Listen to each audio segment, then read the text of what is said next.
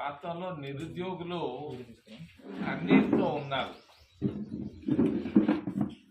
ఎంటెక్లు పిహెచ్డీలు చదివిన వాళ్ళు కూడా ఉన్నారు. నాకు ఒక ఎంటెక్ చేసి పిహెచ్డి చేసి ఎలక్ట్రికల్ డిపార్ట్మెంట్లో ఒక ఎస్సీ నాకు ఫోన్ చేశాడు. ఒక బెంగళూరు నుంచి ఒక ఆయన సిఫారసుతో నాకు కూటికి సరిపోయే ఒక ఉద్యోగాన్ని ఇప్పించాను. పిహెచ్డి చేసిన వాళ్ళు కూడా కూటికి లేక ఇబ్బందులు పడుతున్నారు. ఈ పరిస్థితుల్లో మనకు స్వతంత్రం వచ్చి దాదాపు 75 సంవత్సరాలు దాటిపోయింది. నమస్తే.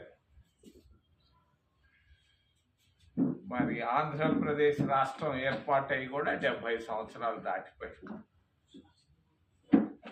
రాయలసీమ జిల్లాల పరిస్థితి చాలా భయంకరంగా ఉంది.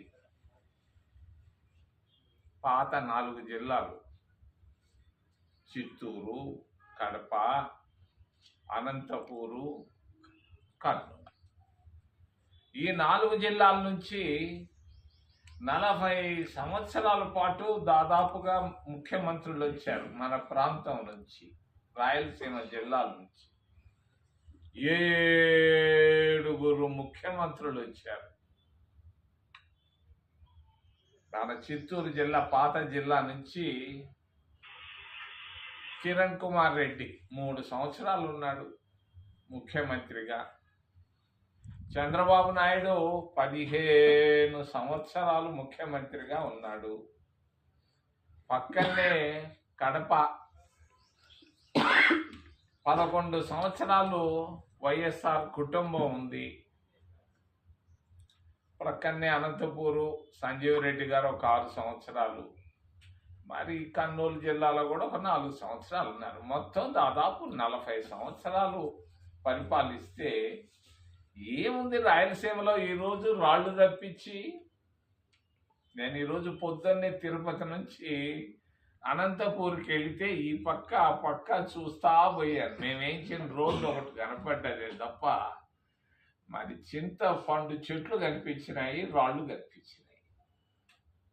ఏమీ లేదు. 250 కిలోమీటర్లు ప్రయాణం చేస్తే, మరి అనంతపూర్ నుంచి ఇక్కడ 150 కిలోమీటర్లు ప్రయాణం చేస్తే ఇక్కడ కూడా ఏమీ లేదు. ఎలా పరిస్థితి? మనం బాగుపడాలనంటే ఏంటి మార్గం? హైదరాబాద్లో పరిశ్రమలు వచ్చినాయి, మరి వైజాగ్లో పరిశ్రమలు వెళ్తా ఉన్నాయి. మనకెట్ట? మన రాయలసీమకి ఏంది? ఇదేనా పరిస్థితి? కరువేనా? ఈ రాళ్లతోనే మనం బతకాలనా? మరి ఈ పరిస్థితుల్లో మనకు ఒకటే ఒక మార్గం, మైక్రోసాఫ్ట్.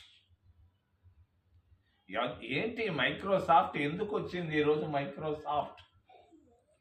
7 ముఖ్యమంత్రులు చేయలేని పని ఒక్క మైక్రోసాఫ్ట్ ఒక్కటే చేయగలదు. అనంతపూర్ జిల్లాలో పుట్టినటువంటి ఒక బిడ్డ, ఆయన పేరు యుగంధర్. రాజంపేటలో పుట్టిన ఒక మహిళ, వాళ్ళిద్దరు కలిసి పెళ్లి చేసుకుంటే వాళ్లకు పుట్టిన బిడ్డే సత్యనాదెళ్ళ. మైక్రోసాఫ్ట్ అధిపతి ఆయన ఈరోజు. మరి ఆ మైక్రోసాఫ్ట్ అధిపతి సత్యనాదెళ్ళ ఈ మధ్యనే ఢిల్లీకి వచ్చాడు, ప్రధానమంత్రిని కలిశాడు. ప్రధానమంత్రిని కలిసి మాకు మరి ట్రంప్ వల్ల పన్నులు ఎక్కువ వేస్తున్నారు, మేము భారతదేశంలో పెట్టుబడులు దాదాపుగా 5-10 లక్షల కోట్ల రూపాయలు పెట్టుబడులు పెట్టాలనుకుంటున్నాం అని చెప్పడం జరిగింది. మరి చెప్పిన తర్వాత ఆయనకు మనసులో పడ్డది ఢిల్లీ పెద్ద ఆయనకి, దీన్ని ఎట్టాగైనా గుజరాత్కి తీసుకెళ్లాలని ఆయన ఫుల్గా తయారవుతున్నాడు. ఈరోజు భారతీయ జనతా పార్టీ ప్రభుత్వం అక్కడ ఉందనంటే మన ప్రాంతంలో ఉన్నటువంటి టీడీపీ అధినేత చంద్రబాబు నాయుడు సపోర్టు వల్లే ఆ ప్రభుత్వం నడుస్తూ ఉంది ఈరోజు. మరి ఈ ప్రాంతంలో పుట్టినటువంటి బిడ్డ, రాయలసీమ బిడ్డ చంద్రబాబు నాయుడు, మరి ఆయన అవసరం మనకుంది. నేను అడుగుతున్నాను మీ ద్వారా, చంద్రబాబు నాయుడిని వెంటనే మైక్రోసాఫ్ట్ అధినేతతో మాట్లాడి ఆ పెట్టే లక్షల కోట్ల రూపాయల పెట్టుబడులు మదనపల్లి పెట్టు, లేదంటే మీ కుప్పంలో పెట్టుకో, చిత్తూరులో పెట్టు, లేకుంటే కడపలో పెట్టుకో, రాజంపేటలో పెట్టుకో, తాడిపత్రులు ఎక్కడైనా పెట్టుకోండి. మన రాయలసీమకే ఆ పెట్టుబడులు రావాలి. అది ఒక్కటే మార్గం మనకు. ఆ మార్గంతోనే కొన్ని లక్షల మందికి ఉద్యోగాలు వస్తాయి. మరి కన్నీళ్లు తొడవాలి నిరుద్యోగులు, మన ప్రాంతం బాగుపడాలి, రాయలసీమ ప్రాంతం హైదరాబాద్ లాగా తయారు కావాలనంటే మార్గం ఒకటి, మైక్రోసాఫ్ట్. నేను నిన్ననే ఆయనతో మాట్లాడడం జరిగింది, సత్యనాదెళ్ల గారితో. ఆయన నాకు బాగా తెలుసు.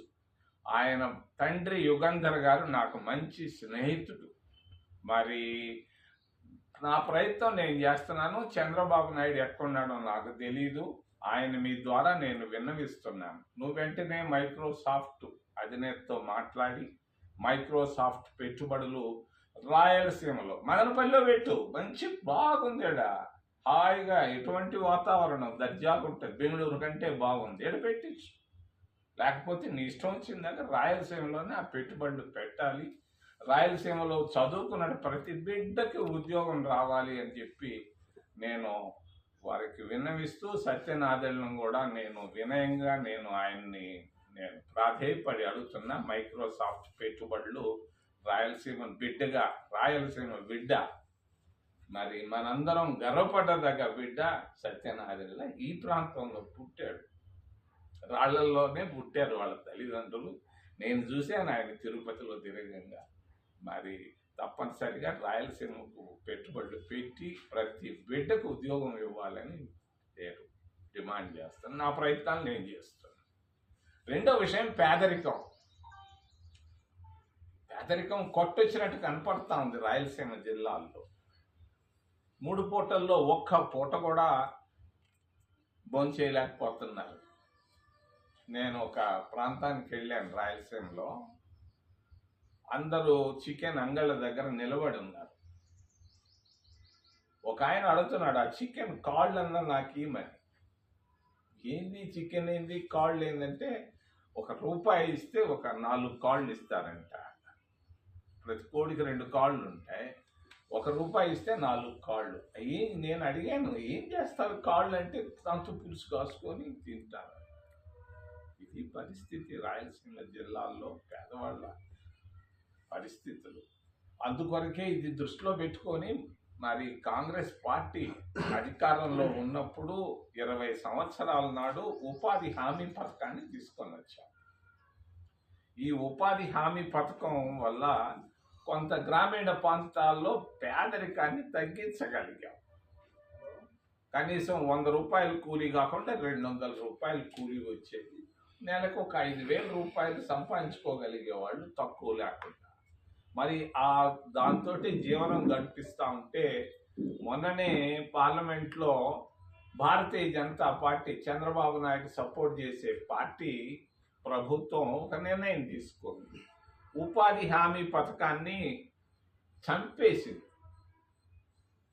కేంద్రం ఇచ్చేటువంటి 100కి 100 ఇచ్చే నిధుల్ని 60% మాత్రమే మేము ఇస్తాం, 40% రాష్ట్ర ప్రభుత్వాలు భరించాలి అని చెప్పారు. రెండోది అంతేకాదు, కూలీ రేట్లు కూడా భూస్వాములకు అనుకూలంగా ఉండే విధంగా తయారు చేస్తున్నారు. ఇది దారుణం.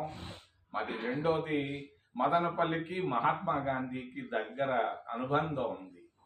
మరి బీటీ కాలేజీకి రవీంద్రనాథ్ ఠాగూర్ని పంపించినటువంటి వ్యక్తి ఎవరంటే మహాత్మా గాంధీ గారు. ఆ గాంధీ గారి పేరు మీద ఉన్నటువంటి ఈ జాతీయ ఉపాధి హామీ పథకాన్ని మరి తీసేసి ఎవరు నాకు తెలియదు, ఏం పేరు కూడా తెలియదు, ఒక అనామకుడు ఎవరు నాకు తెలియని, ఎవరికీ తెలియని వ్యక్తి పేరు పెట్టడం అనేది మరి ఇది దేశ ద్రోహం అని తెలియజేస్తూ ఏదైనా ప్రశ్నలు ఉంటే అడగదని మిమ్మల్ని చేతులెత్తి ప్రార్థిస్తాం.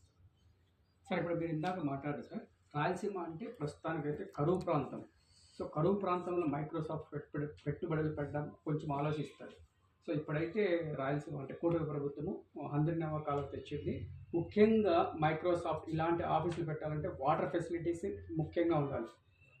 కూటమి ప్రభుత్వం అందినా కాలువ పెట్టడం వల్ల ఏ విధంగా మైక్రోసాఫ్ట్ ఆఫీసులు అంటే ఈ విధంగా